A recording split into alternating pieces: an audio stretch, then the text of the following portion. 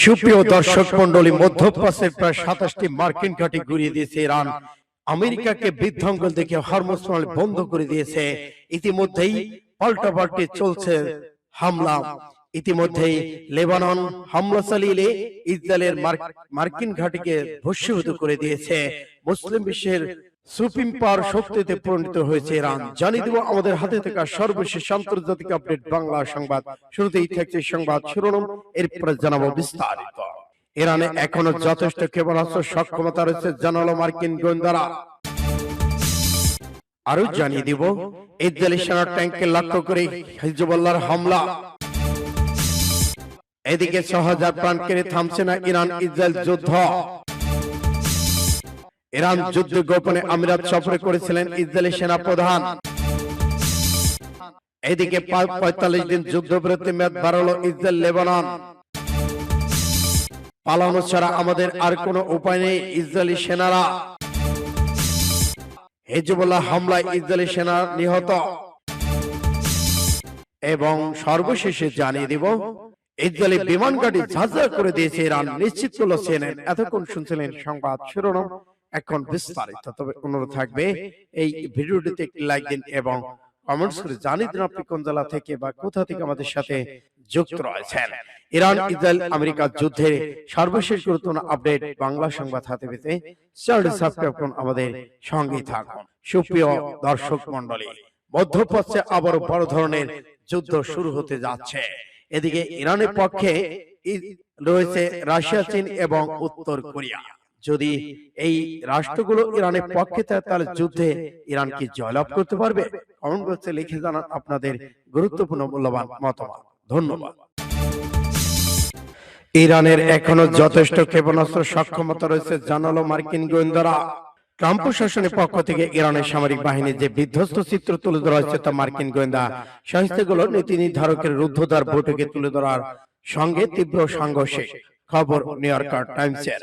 চলতি মাসের শুরু থেকে গোয়েন্দা রিপোর্টার তথ্য অনুসারে ইরান নিজেদের বেশিরভাগ ক্ষেপণাস্ত্র ঘাঁটি, লঞ্চার ব্যবহার এবং ভূগর্ভস্থ স্থাপনা পুনরায় প্রবেশ করতে সক্ষম হয়েছে। যুক্তরাষ্ট্রের ঊর্ধ্বতন কর্মকর্তার কাছ থেকে উদ্বেগজনক বিষয় হলো ইরান হরমুজ প্রণালী বরাবর তাদের রক্ষণাবেক্ষণ দিন ৩৩টি ক্ষেপণাস্ত্র ঘাঁটির মধ্যে ৩০টি কার্যক্রম পরিচালনা সক্রিয় রয়েছে বলে জানিয়েছেন। এতে এই সংকীর্ণ জলপথ দিয়ে চলাচলকারী মার্কিন যুদ্ধজাহাজ, তেলবাহী ট্যাঙ্কার গুলোর জন্য বড় বিপদ বা হুমকি রয়েছে। গোয়েন্দা রিপোর্ট অনুযায়ী ইরান এখনো দেশ জুড়ে তাদের প্রায় ৭০% ভ্রাম্যমাণ লঞ্চার মোতায়েন রেখেছে এবং যুদ্ধ পরবর্তী ক্ষেপণাস্ত্র মজুদের প্রায় ৭০% ধরে রেখেছে। এই মজুদে রয়েছে ব্যালিস্টিক ক্ষেপণাস্ত্র, যা দিয়ে এই অঞ্চলের অন্যান্য দেশগুলিকে লক্ষ্যবস্তু করা যায়, এবং স্বল্প সংখ্যক ক্রুজ ক্ষেপণাস্ত্র যা স্থল সমুদ্র স্বল্প পাল্লার লক্ষ্যবস্তুর বিরুদ্ধে ব্যবহার করা যেতে পারে। এইদিকে মার্কিন গোয়েন্দাদের এই রিপোর্ট প্রেসিডেন্ট ট্রাম্প প্রতিরক্ষা মন্ত্রী পিট হেগসেস মার্চ জুড়ে জনসমক্ষে দেয়া বিভিন্ন আশ্বাসের ভিত্তিতে নড়বড়ে হয়ে গিয়েছে। তা যুক্তরাষ্ট্রের নাগরিকদের বলে আসছিলেন ইরানের সামরিক বা সম্পূর্ণ ধ্বংস হয়ে গেছে এবং দেশটি ঘিরে আর কোনো হুমকি নেই। কিন্তু বিষয়টি দেখা যাচ্ছে ইরানের ক্ষেপণাস্ত্র এখন বিক্ষিপ্ত হয়ে গেছে এবং সামরিক দিক থেকে দেশটি আরো কিছু অবশিষ্ট নেই। এই রিপোর্টের পর পুনরায় তথ্য প্রকাশিত হয়েছে ইরান পূর্ণ মাত্রায় শক্তি সঞ্চার করছে এবং পুনরায় তাদের শক্তিমত্তা দেখা দিয়েছে। সূত্র আরব নিউজের। ইসরায়েলি সেনার ট্যাঙ্ককে লক্ষ্য করে হামলার দাবি হিজবুল্লাহর। দক্ষিণ লেবানন ইসরায়েলি সেনা ও সামরিক সরঞ্জামকে লক্ষ্য করে একাধিক হামলার দাবি করেছে সশস্ত্র গোষ্ঠী হিজবুল্লাহ। গোষ্ঠীটির দাবি এসব হামলার ট্যাঙ্কের সামরিক বুলডোজার সেনা সদস্যদের অবস্থানকে লক্ষ্য করা হয়েছে। একাধিক বিবৃতিতে হিজবুল্লাহ জানায় বায়েদা শহরের কাছে একটি ইসরায়েলি মেরকাবা ট্যাঙ্কে হামলা চালানো হয়। পাশাপাশি খিয়াম শহরে অভিযান চালানো 3টি ইসরায়েলি সামরিক বুলডোজারকে লক্ষ্য করে ধ্বংস করে দেওয়া হয়।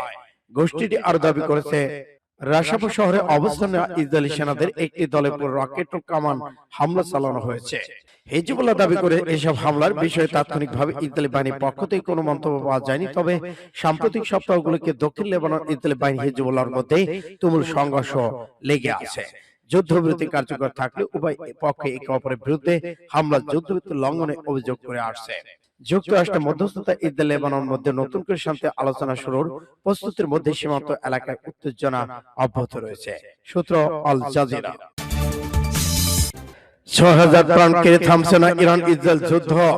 যুক্তরাষ্ট্রে ইসরায়েলের যৌথ হামলার জবাবে মধ্যপ্রাচ্য জুড়ে ইরানের পাল্টা আঘাতের পরও এই অঞ্চলে চরম উত্তেজনা বিরাজ করছে। এই রক্তীয় সংঘাতে 2.5 মাসে নিহতের সংখ্যা 6,000-এ ছড়িয়েছে। এর মধ্যে কেবল ইরানেই প্রাণ হারিয়েছে 3,468 জন, লেবানন মারা গেছেন 2,702 জন। এছাড়া উপসাগরীয় অঞ্চলের দেশগুলোতে প্রাণহানি আহতের সংখ্যা দিন দিন। এদিকে কাতার ভিত্তিক সংবাদ মাধ্যম আল জাজিরা সর্বশেষ তথ্য অনুযায়ী গত মে মাসের প্রথম সপ্তাহ পর্যন্ত সংঘাতে যে চিত্র পাওয়া গেছে তাতে মধ্যপ্রাচ্য পরিস্থিতি প্রতিনিয়ত আরো জটিল হচ্ছে। ইরানের স্বাস্থ্য মন্ত্রণালয় বরাদ্দের প্রতিবেদনে জানানো হয়েছে, মার্কিন ইসরায়েলি বাহিনী বিমান ক্ষেপণাস্ত্র হামলায় দেশটি নিহত 3,468 জনের মধ্যে বিপুল সংখ্যক শিশু নারী রয়েছে। আহত হয়েছেন 26,500 জনের বেশি মানুষ। পাল্টা ব্যবস্থা হিসেবে ইরান ইসরায়েল মধ্যপ্রাচ্যে মোতায়েন করা মার্কিন সামরিক ঘাঁটিগুলোকে লক্ষ্য করে ব্যাপক ক্ষেপণাস্ত্র ড্রোন হামলা চালিয়েছে।